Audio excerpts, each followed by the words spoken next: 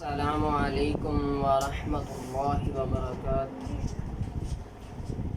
الحمد للہ رب العالمین والعاقبۃ للمتقین، الصلاۃ والسلام علی اشرف الانبیاء والمرسلین، اما بعد فاعوذ باللہ السمیع العلیم من الشیطان الرجیم، بسم اللہ الرحمن الرحیم۔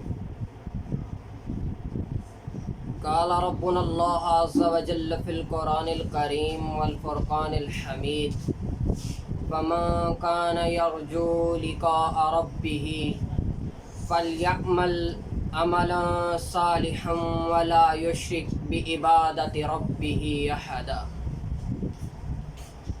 معزز ناظرین، اللہ احکم الحاکمین کے محبوب پیغمبر جناب محمد رسول اللہ صلی اللہ علیہ وسلم نے فرمایا، جب جنتی جنت کے اندر چلے جائیں گے، اللہ انہیں ہر نعمت عطا کرنے کے بعد سوال کریں گے، اے میرے بندو، کوئی آرزو اور رہتی ہے، کوئی خواہش اور رہتی ہے؟ تو وہ کہیں گے، اے خالق کائنات، سب کچھ تو آپ نے عطا کر دیا، ہر نعمت آپ نے عطا کر دی ہے، اور کیا رہتا ہوگا بھلا؟ خالق کائنات اپنا پردہ ہٹا کے دیدار کروائیں گے۔ اور میرے بھائیو، اگر آج آپ کے دل میں اللہ خالق کائنات کے دیدار کی آرزو ہے، اللہ کا دیدار کرنا چاہتے ہو، تو اللہ خالق کائنات نے قرآن میں اپنے دیدار کی شرائط بتا دی ہیں۔ اگر تم اللہ کا دیدار کرنا چاہتے ہو، تمہیں ان شرائط پر عمل کرنا پڑے گا۔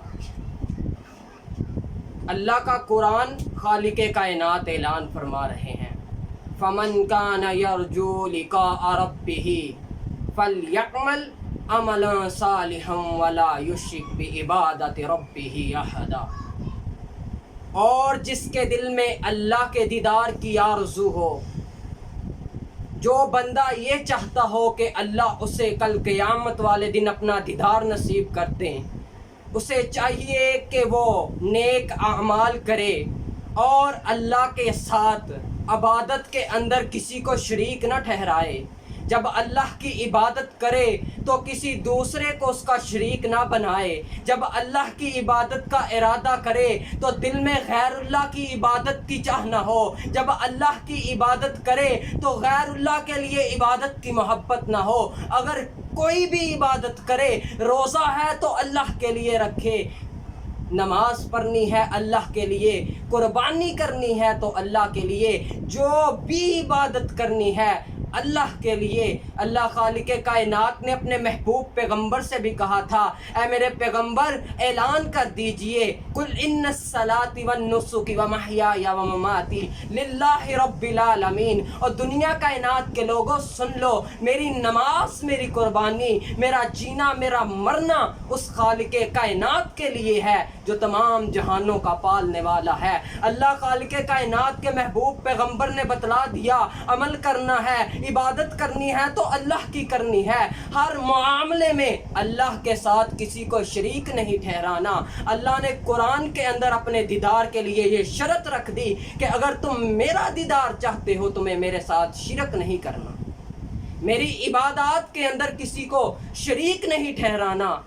او میرے بھائیو، آج میرا دل نہیں کرتا، آپ کا دل نہیں کرتا کل قیامت کا دن ہو، خالق کائنات اللہ نے ابھی کسی نبی کو اپنا دیدار نہیں کروایا۔ جب اللہ خالق کائنات نبیوں کو، صالحین کو، شہداء کو، جنتیوں کو اپنا دیدار کروا رہے ہوں، کیا تمہارا میرا دل نہیں کرتا کہ ہم بھی اس کے اندر شامل ہوں؟ اگر کرتا ہے تو میں اللہ کو گواہ بنا کے کہتا ہوں کہ مجھے اور تم کو شرک سے بچنا ہوگا، کیونکہ اللہ نے قرآن میں کہہ دیا ہے، فَمَن كَانَ يَرْجُو لِقَاءَ رَبِّهِ فَلْيَعْمَلْ عَمَلًا صَالِحًا وَلَا يُشْرِكْ بِعِبَادَةِ رَبِّهِ أَحَدًا۔ اگر میرا دیدار چاہتے ہو تو میرے دیدار کی آرزو ہے، میرا دیدار چاہتے ہو تو تم کو میرے ساتھ عبادات میں کسی کو شریک نہیں کرنا اور نیک عمل کرنے ہیں۔ میری اللہ سے دعا ہے اللہ مجھے نیک اعمال کر کے اور شرک جیسی لعنت سے بچ کے اپنے دیدار کرنے کی توفیق عطا فرمائے۔ فما توفیق الا